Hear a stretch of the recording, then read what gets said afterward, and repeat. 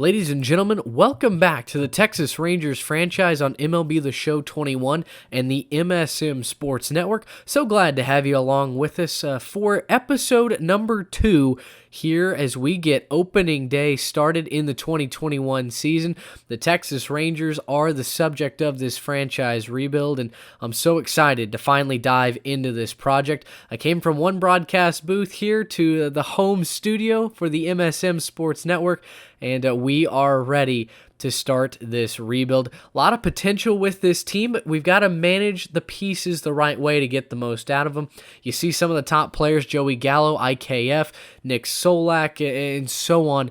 A lot of ingredients that we have to mix correctly in order to turn the Texas Rangers into a winner. First thing I want to show you right off the bat is the coaching staff, and the first thing to be aware of is that Chris Woodward has been given an F attribute grade by the Graham. I think this is incredibly unfair. I think Chris Woodward has been given barren cupboards, and I truly believe that he's a decent coach. He's trying his best to make the most out of not a lot. So I like Woody in real life. I think this is a terrible grade, and unfortunately, it means that Woody is actually hurting the team on a game-by-game basis. So we may have to ultimately move on from him. Luis Ortiz is the hitting coach. Fun fact, Luis was actually the hitting coach for me when I was in junior high. So good to see him with the Rangers. Rich Bouchard was the only addition to the coaching staff that I made. I fired the CPU-generated first base coach, put Rich in charge of that. He had better attributes and was on a cheap deal. And hopefully Luis can stick around and continue to be our hitting coach for just a little bit. I think that's kind of cool to have someone that I grew up with in the game, and obviously he's a real-life hitting coach for Texas as well. Give you a look at the scouts that we've hired for this 2021 season, and I'm prioritizing pitching and discovery with these scouts. I wanted them to have the best chance of finding pitching gems that we possibly can. That's how we're going to rebuild this team, I think, through a strong rotation. And pitching will certainly be the focus, I think, of the draft upcoming. Again, we have the second overall draft pick, and I want guys who are going to find the best possible fits for us when we draft. Look at our depth chart here, and you can kind of see the pieces that are scattered across the board. This is by no means the worst roster in the game, but at the same time, it's not one of the better ones either. And so we're going to have to figure out who gets to stay, who's maybe going to have to move on as we go along. One of my favorite features that I talked about in the first episode, being able to tab through the different years and see the projected development of guys like Hans Kraus that you see right there. Will he make the major league team? Who knows? But it would be really fun to see that kind of developmental process play out, and you get a chance to see what the CPU projects anyway. Right there. Moving over back to the roster, and we'll sort by potential so you can see the top prospects here. Josh Young is without a doubt the top prospect in the organization, a blue chipper, and a guy that the Rangers really hope can establish himself as a corner infielder, whether it be at third or at first. You've got Anderson Tejada, who made the opening day roster. I think there's a lot of potential that he's got. Maximo Acosta, an 18-year-old shortstop who I know is a favorite of those in the organization, and hopefully he turns out to something. But as you begin to scroll down, you have to hunt for the prospects. Guys like Bubba Thompson, Colby Allard, Cole Winn, Kyle Cody, those guys, a lot of maybe a high ceiling, but really a long way from big league participation. The next thing to address, Jose Leclerc and Jonathan Hernandez will not see action in 2021. As I talked about in real life, both of them have undergone Tommy John surgery and are lost for the year, so I'm going to leave them in single A, or we won't trade them. They're going to be there rehabbing, quote-unquote, until the 2022 season. Give you a look at the starting lineups. Willie Calhoun will lead off against right-handed pitching. He'll be the designated hitter. Isaiah Kiner-Falefa will bat second. He's at shortstop. Nate Lowe at first. He'll bat third for the time being. The big bat, Joey Gallo, bats cleanup. He's in right field, and hopefully he can have a big 2021 season. Nick Solak, the second baseman, he'll bat fifth. Adolis Garcia will get his first ever start on opening day. He'll bat sixth and play center field for us. David Dahl will be the left fielder. We signed him in free agency this offseason. Hoping he's a good signing, he'll bat seventh for us. Jose Trevino Trevino will get a chance to be the everyday catcher, both against righties and lefties. He'll bat 8th, and Brock Holt will platoon against right-handed pitching at third base. Charlie Culberson will platoon against left-handed pitching at third base. We'll look at the bench here right now, and Chris Davis does not look anything like he does in real life, but he's made the team. He's a backup outfielder, will probably play exclusively against lefties. Jonah Heim, the backup catcher. Eli White in the outfield. Charlie Culberson has a 78 overall, one of the higher overalls on this team. I'm hoping that he can do some good things, and Anderson Tejeda also made the team as a backup infielder. Give you a look at the starting rotation, and it's the veteran Kyle Gibson who will be our ace on the mound. He got that chance in real life. We'll give it to him here in the game. He'll make his first ever opening day start for Texas against Kansas City in just a couple of moments. Very solid attributes. Hopefully he can turn in a really good season. We would love to have it. Kohei Arihara is the Japanese signee. In real life, I believe he was given a 2-year deal from Texas in the game. Just given a 1-year deal, but tons of team control. So we get to determine what we want to do with him going forward. Dane Dunning will be the third man in the rotation. He was acquired as the big chip coming over for the Lance Lynn deal from the Chicago White Sox. He gets his first full season at the major league level. It'll be Mike Foltynewicz who pitches opening day, or at least the home opener, I should say, against Toronto. He'll be in the 4 spot, and Jordan Lewis will get a chance to pitch 5th for us in the rotation. He's a guy that I don't have any high expectations for. He's kind of just filling a spot right now in the rotation, and then hopefully later on down the line we can either move on from him. Hopefully we could flip him even, but he does have an $8 million contract, so we are maybe a little bit limited as what we can do there.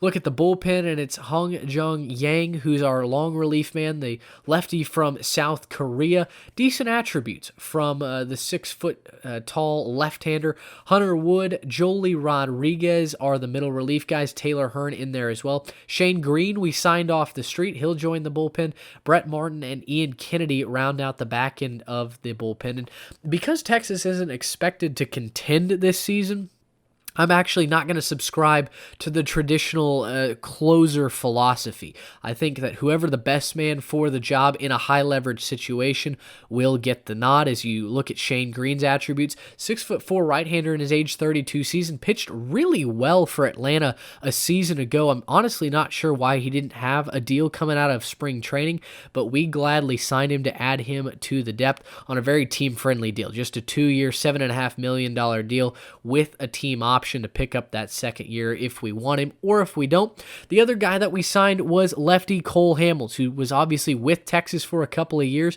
2-year, $10 million deal, also on a team option. So if we want to pick that up, we can. If not, that's okay. He's not even added to the 40-man roster right now, as I really picked him up just for added depth. I'm going to leave him in AAA right now, and with our starting rotation being, so shaky as far as overall, I thought a veteran like Cole Hamels could be a really nice addition to maybe plug and play as we get into the dog days of summer. I just think that was the best option for us to have a veteran who can come out.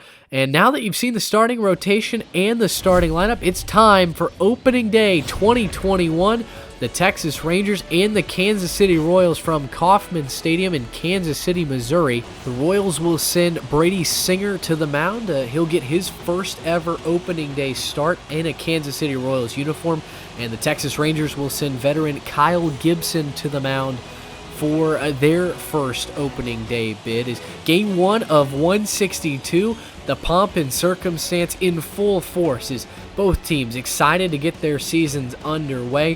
One of the most special days in all of sports on the calendar, and we're just a couple of minutes away from first pitch. As you get a look at Brady Singer taking his warm-up tosses. 12 starts last year. He went 4-5 with a 4.06 ERA, and he's looking for a breakout campaign. So too is the man at the plate right now. Willie Calhoun leads off with an infield single as he'll beat the shift and beat this one out. Willie Calhoun looking to make a statement in 2021. Next batter was Isaiah Kiner-Falefa, and he would slap this one into right field. A base hit for IKF, and Texas had the first 2 men on in the top of the first inning. They were cooking here against Singer. Nate Lowe would step into the box batting third for the Rangers, and Singer with a sinker on the outside part of the plate here gets Lowe to bounce this one back up the middle. Alberto Mondesi not able to turn two as he steps on the bag. It would put runners at the corners and give Texas still a chance here, but Joey Gallo just one pitch later grounds into a 4-6-3 double play, and just like that, the Ranger threat erased in the top half of the inning. Taking to the bottom of the first, we'll show you the Kansas City Royals lineup, and we'll highlight the number 2 batter, Andrew Benintendi, brought over in the offseason, making his first start in a Royals uniform. You're going to hear from him a lot today, and this is his first at bat. He goes right back up the middle.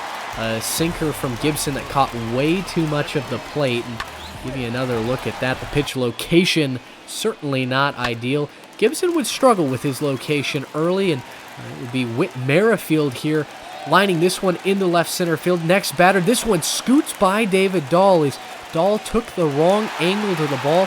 Garcia corrals it, but by the time the ball is relayed to home plate, Benintendi has scored in Kansas City with a 1-0 lead. Very next batter, it's Jorge Soler, and he's going deep to left center field. A no-doubt home run from the big man. Soler got a hanging slider right down the middle.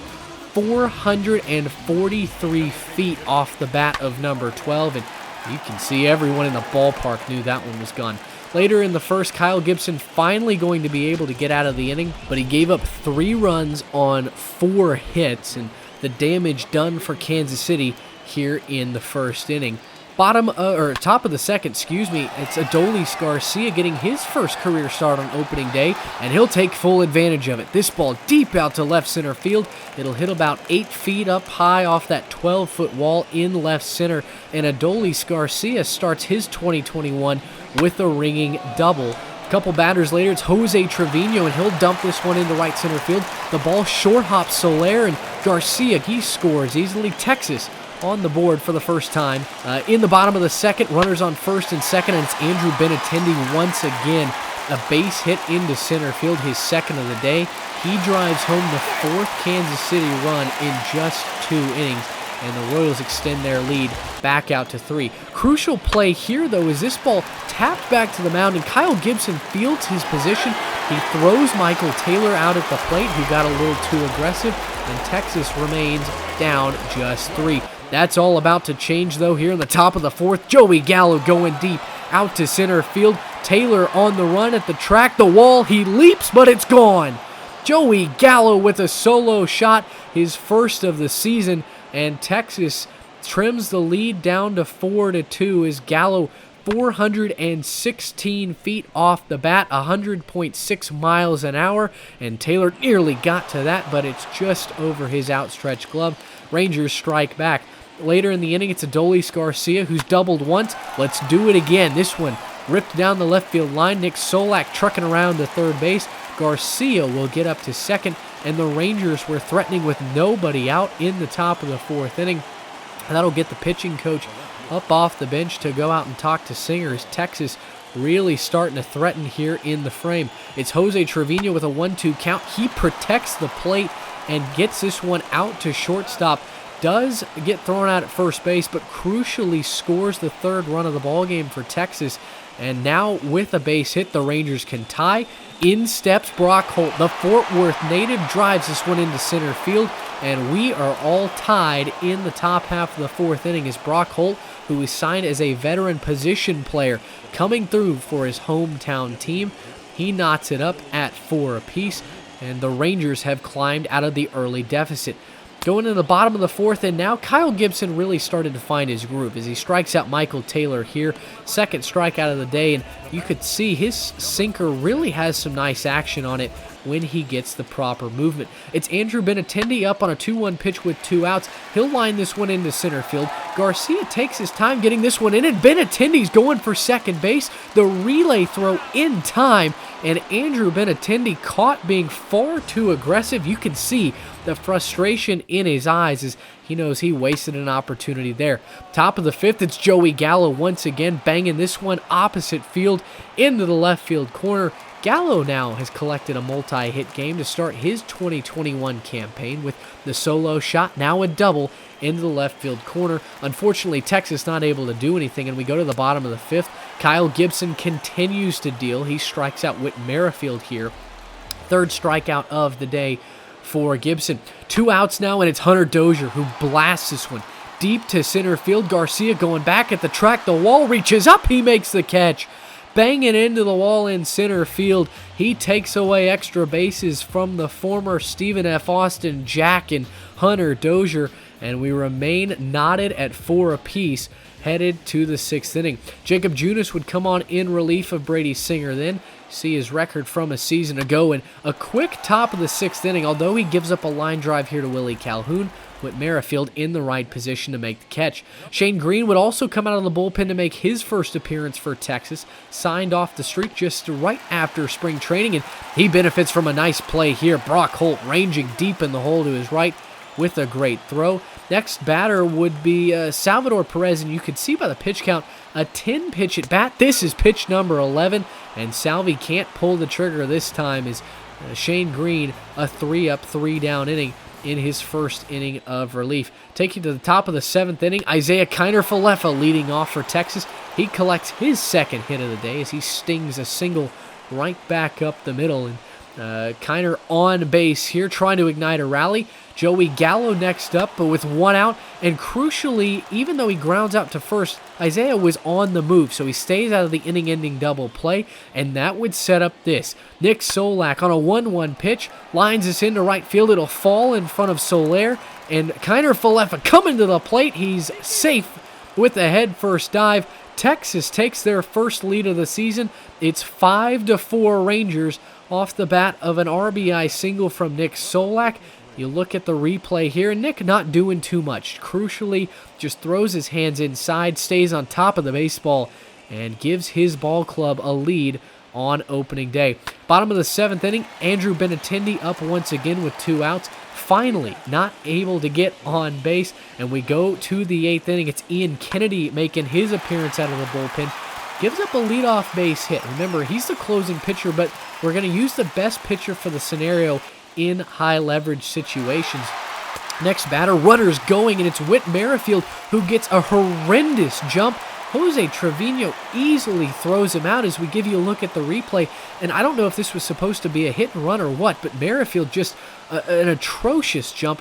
No chance whatsoever, and it would be fortuitous for the Rangers as on the very next pitch, Jorge Soler doubles down the right field line.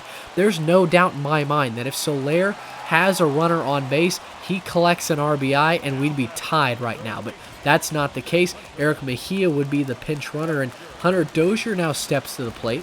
Kennedy sets, and for the Rangers, unfortunately, he's going to throw this one in the dirt.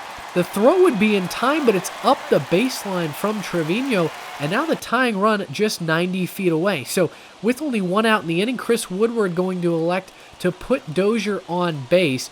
It'll be runners on first and third for Carlos Santana. And the first pitch to Santana, he's going to square to bunt, but he misses. Santana wastes an opportunity, and 2 pitches later, can't pull the trigger on a changeup. Trevino knows that's a big strikeout. 2 outs in the inning, and it would be Ryan McBroom to the plate. And on a 1-0 fastball, he's jammed. Pops this up to right into the right foul territory. Nate Lowe easily puts that away, and Texas escapes the jam. Top of the 9th, the Rangers trying to add a little bit of insurance, but they're not going to get it. 3-up, 3-down inning from Jacob Junis. And we go to the bottom of the 9th, where Salvador Perez would lead things off. Frozen on a 3-2 curveball. Kennedy gets the first strikeout of the inning. Next batter is Michael Taylor. Taylor will single into center field, so the tying run on base for Kansas City here. And you can see Kennedy wary that the runner might be going. He was right, but unfortunately the throw not in time for Texas, and the tying run just 180 feet away. Alberto Mondesi with 2 strikes, though, throws his bat in frustration as he pops this one up. Kansas City down to their final out. And with Andrew Benintendi at the plate, he's been big all day. He's not going to do it here, though. Jam sandwich as his bat sawn in half. He grounds back out to the pitcher, and Texas takes opening day in come-from-behind fashion. Shane Green picking up the win out of the bullpen. The Rangers win it 5-4 and take the opener over Kansas City. As you see, Mike Matheny, he knows his team let one get away. The Rangers celebrate their first win of the season. You look at the line score, the happy totals: 5 runs on 13 hits for Texas, 4 runs on 13 hits for Kansas City. Joey Gallo given player of the game honors, as the win, as I mentioned, goes to Shane Green, the save to Ian Kennedy, and the loss to Jacob Junis. It was a hitter-friendly day, 13 hits for both teams. That's by far the most hits that I've seen in a game in MLB 21, the show. Just an incredible outing, and it felt good for Texas to get the win. They improved to 1-0. Kansas City falls to 0-1, and Texas now will take on Toronto in Episode 2, as we will go play the home opener against the Blue Jays in just a couple of days' time. Well, that'll do it for Episode 1 as Texas wins 5-4. Thanks so much for tuning in here on the MSM Sports Network. Until next time, so long, everybody.